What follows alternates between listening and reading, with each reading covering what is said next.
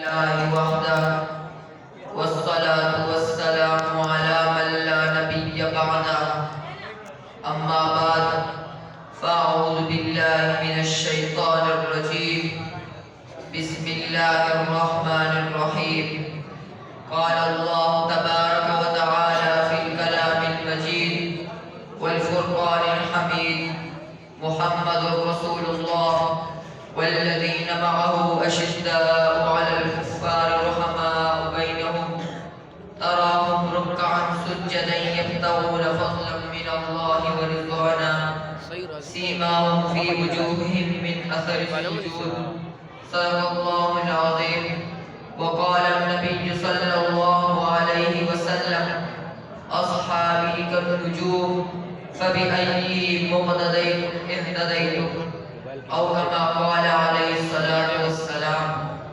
محترم اساتذہ کرام، علماء کرام، طلباء کرام اور آج کے اس بابرکت تقریر القرآن کانفرنس میں شرکت کرنے والے میرے غیور مسلمانوں، السلام علیکم ورحمۃ اللہ وبرکاتہ۔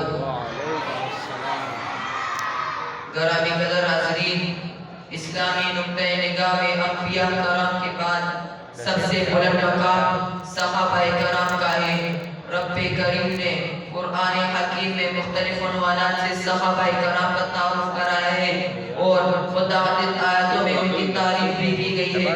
سورۃ الفتح میں ہے محمد اللہ کے رسول ہے، اور جو لوگ آپ کے صحبت یافتہ ہیں وہ کافروں کے مقابلے میں سخت اور آپس میں مہربان ہے۔ اے مخاطب، تو ان کو دیکھے گا کبھی رکوع کر رہے ہیں، کبھی سجدہ کر رہے ہیں، اللہ تعالیٰ کے فضل اور رضامندی کے جستجو میں لگے ہیں، ان کے چہروں پر سجدوں کی اثر کی وجہ سے نشانات ہیں۔ یہ آیت کریمہ بتاتی ہے کہ صحابہ سے بغض رکھنے والا کافر ہی ہو سکتا ہے، مسلمان ایسا نہیں کر سکتا۔ ابو زہری رحمۃ اللہ علیہ کہتے ہیں کہ ہم ایک روز حضرت امام مالک رحمۃ اللہ علیہ کی مجلس میں تھے، لوگوں نے ایک شخص کا ذکر کیا جو بعض صحابہ کو برا کہتا تھا، تو امام مالک نے مذکور آیات لیغیظ بہم الکفار کا تلاوت فرمائی اور فرمایا جس شخص کے دل میں رسول اللہ کے صحابہ کے متعلق کسی قسم کا غیظ ہو تو وہ اس آیت کی زد میں ہے، یعنی اس کا ایمان خطرے میں ہے، کیونکہ آیت میں کسی صحابی سے غیظ کفار کی علامت قرار دی گئی ہے۔ فرمان باری تعالیٰ ہے اور جو مہاجرین اور انصار ایمان لائے سب سے ثابت اور مقدم ہے، اور بقیہ امت میں جتنے لوگ اخلاص کے ساتھ ان کے پیر ہوئے، اللہ ان سب سے راضی ہوا اور وہ سب اللہ سے راضی ہوئے، اور اللہ نے ان کے لیے ایسے باغ مہیا کر رکھے ہیں جن کے نیچے نہریں جاری ہوں گی۔ سورۃ فاطر میں سلام ہے ان بندوں پر جن کو اللہ نے منتخب فرمایا، پھر اس کے ساتھ دوسری آیت میں ہے پھر وارث بنایا ہم نے اس کتاب کا ان لوگوں کو جن کو اللہ نے اپنے بندوں میں سے منتخب کیا، اور بعض تو ان میں سے اپنی جان پر ظلم کرنے والے، بعض ان میں سے متوسط درجے کے ہیں، اور بعض ان میں سے خدا کی توفیق سے اس کی نعمتوں میں ترقی کرے چلے جاتے ہیں۔ اس آیت میں صحابہ کرام کو منتخب بندے قرار دیا گیا ہے۔ صحابہ کرام کے بارے میں کئی اللہ تعالیٰ نے فرمایا لقد رضی اللہ عنہ المؤمنین، کہ تحقیق اللہ مومنین سے راضی ہوا۔ کئی فرمایا اولئک هم الصادقون، کہ یہی لوگ سچے ہیں۔ کئی فرمایا اولئک هم المفلحون، کہ یہی لوگ فلاح پانے والے ہیں۔ کئی فرمایا ولکن اللہ حبب الیکم الایمان، کہ اللہ نے ایمان کو تمہارے لیے محبوب کر دیا۔ آپ صلی اللہ علیہ وسلم سے صحابہ کرام کے بارے میں پوچھے تو کبھی آپ فرماتے ہیں بہترین زمانہ میرا ہے، پھر ان لوگوں کا جو اس سے متصل ہے۔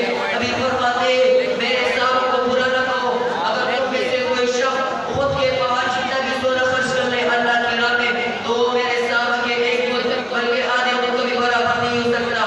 کبھی فرماتے ہیں اللہ سے ڈرو، اللہ سے ڈرو، میرے صحابہ کے معاملے میں میرے بعد ان کو یعان و تشریح کا نشانہ نہ بنانا۔ اگر تم میں سے کوئی شخص ان سے محبت رکھے گا تو وہ میری وجہ سے ان سے محبت رکھے گا، اور جو ان کے ساتھ بغض رکھے گا تو وہ میرے ساتھ بغض کی وجہ سے ان کے ساتھ بغض رکھے گا۔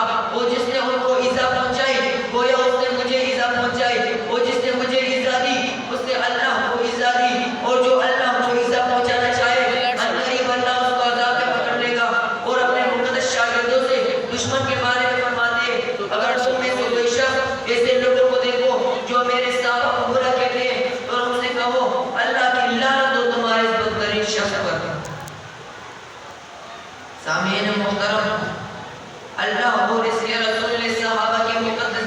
بارے میں اس قدر تعریف بیان کیے، آخر اس کی کوئی تو وجہ ہوگی۔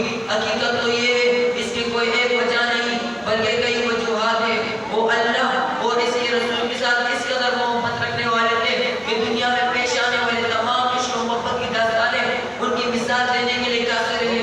ان کا کردار اتنا اجلا تھا کہ پھولوں کی تازگی اور شبنم کی طراوت ان کے سامنے بھیجے۔